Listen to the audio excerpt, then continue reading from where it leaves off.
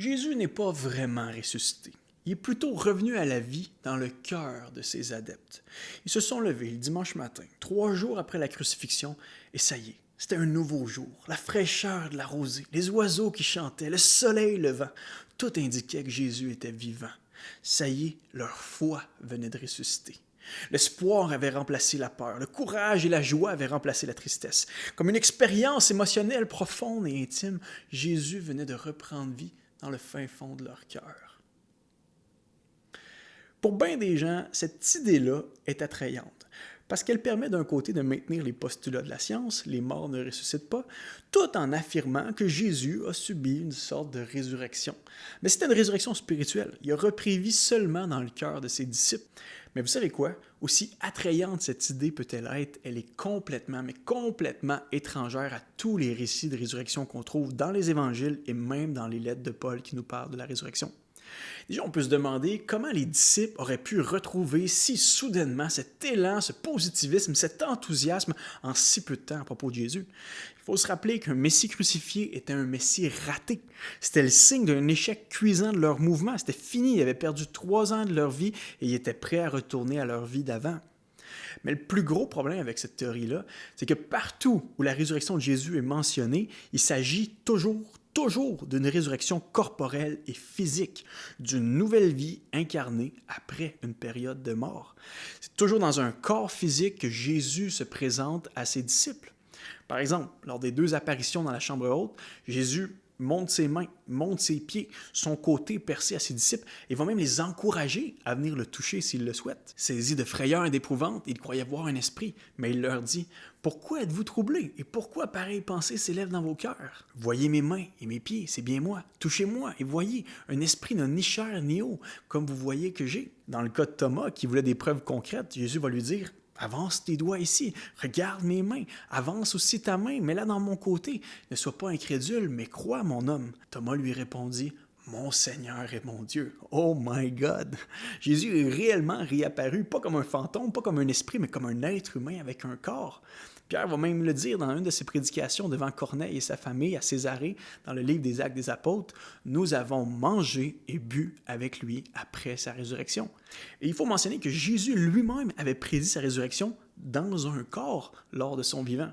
En regardant le temple un beau jour avec ses disciples à Jérusalem, il leur a dit « Détruisez ce temple-là et en 3 jours, je le relèverai. » Mais là, les Juifs ont répondu, ça nous a pris 46 ans pour bâtir ce temple-là, puis toi, en 3 jours, tu comptes le refaire. Tu as des bons contacts de construction. Mais il leur parlait du temple de son corps, nous dit l'apôtre Jean dans son évangile. C'est pourquoi, lorsqu'il fut ressuscité des morts, ses disciples se souvinrent qu'il avait dit ça. Encore plus que le temple, Jésus incarnait la présence et la faveur de Dieu sur 2 pattes, et c'est pour ça qu'il a interchangé son corps ici avec le temple en disant « Détruisez-le, et en 3 jours, il va être remis sur pied. » Jésus avait un corps physique et matériel après sa résurrection, mais ce corps avait un petit quelque chose de différent, un petit quelque chose de plus. Oui, il pouvait boire, il pouvait manger, parler, être touché, mais il pouvait aussi transcender les limites terrestres de notre existence commune. Il pouvait apparaître, disparaître à sa guise, passer au travers des portes verrouillées. C'est ce qu'il a fait lorsqu'il est apparu devant les disciples et Thomas. Il apparaît au beau milieu de la pièce. « Salut les boys, me revoici. » Le corps de Jésus n'a pas été seulement restauré, il a été glorifié. Il était reconnaissable dans son identité humaine, mais en ressuscitant, il est devenu le chef d'une nouvelle humanité avec un corps transformé. Le premier prototype produit pour l'éternité. Un corps incorruptible qui n'est pas soumis à la détérioration, un corps qui n'est plus limité par l'espace, par le temps, esclave de la finitude. Les corps terrestres sont périssables, va dire l'apôtre Paul dans sa première lettre aux Corinthiens, mais les corps célestes sont impérissables. Jésus est ressuscité dans ce type de corps-là, dans un corps conçu en vue de l'éternité, conçu pour le domaine céleste. Et c'est le fait de le voir dans un corps, un vrai corps renouvelé et glorifié, qui va changer l'état d'esprit des disciples. Ça n'a pas changé du jour au lendemain.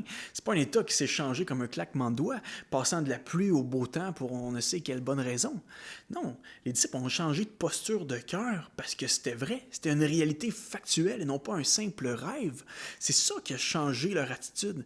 Ils avaient conscience que la nouvelle de la résurrection corporelle de Jésus n'était pas une fake news, mais que de nombreux éléments venaient la prouver, la valider. Si on retrouve les disciples animés d'un zèle nouveau, remplis de confiance, de foi et d'espérance, c'est parce que leur espérance avait de la chair. Et que ce Jésus qui s'est représenté à eux en chair et en os leur a dit « Je suis avec vous jusqu'à la fin du monde ». Et oui, en disant ça, Jésus leur garantissait d'être présent effectivement dans l'intimité de leur cœur après être monté au ciel, à la fin des 40 jours post-résurrection. Mais cette présence spirituelle, intime de Jésus dans leur cœur était seulement possible parce que Jésus avait vaincu la mort, porté leurs péchés, les avait réconciliés avec le Père, et qu'une fois monté au ciel, il leur a répandu de son esprit, le Saint-Esprit, qui était spirituellement avec eux, garantissant et appliquant dans leur être intérieur la vie de Jésus.